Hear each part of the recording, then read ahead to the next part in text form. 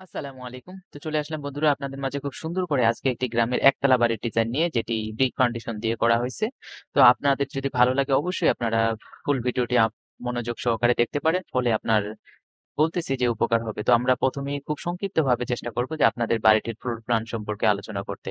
আমরা ৩১ feet by ৩১ ফিটের মধ্যে ৩ টি বেডরুম দিয়ে খুব সুন্দর করে একটি ব্যালকনি দিয়ে ২ টি অ্যাটাচ টয়লেট, একটি কমন টয়লেট এবং আমরা সংক্ষিপ্ত সময়ের মধ্যেই আপনাদের ধারণা দিব যে বাড়িটির ফুল কস্টিং খরচ কত হবে বা আপনার কত বাজেটের মধ্যে আপনার হাতে কত টাকা থাকলে এই বাড়িটি আপনি নির্মাণ করতে পারবেন।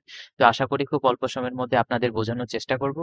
এ থেকে আপনারা যতটুকু লাভবান হবেন মাটি খনন থেকে শুরু করে রড, আপনার কলাম, বিম, স্ল্যাব কিভাবে বাড়ির কাজ শুরু করবেন, সংক্ষিপ্তভাবে আমরা খুব সুন্দর করে একটা আইডিয়া দিয়ে রাখছি আপনাদের মাঝে।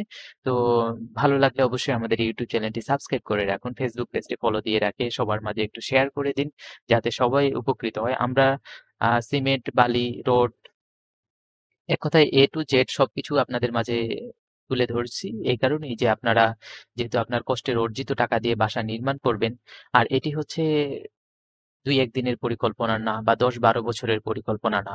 অবশ্যই এটি একটি দীর্ঘস্থায়ী পরিকল্পনা। সেক্ষেত্রে আপনার সেক্ষেত্রে আপনারা অবশ্যই চেষ্টা করবেন যে সামনে ফিউচারের কথা চিন্তা করে। বর্তমান ভূমিকম্পের মাত্রা অনেক বেশি হচ্ছে।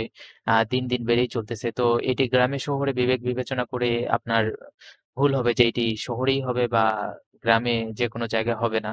তো গ্রামে শহরে সকল ক্ষেত্রেই ভূমিকম্প হতে পারে। সেক্ষেত্রে আপনারা কি করবেন? একজন ভালো ইঞ্জিনিয়ার বা ভালো স্ট্রাকচারাল ডিজাইনারের দ্বারা আপনারা ভিত্তি স্থাপনটা একটু মজবুত সহকারে করে নেবেন।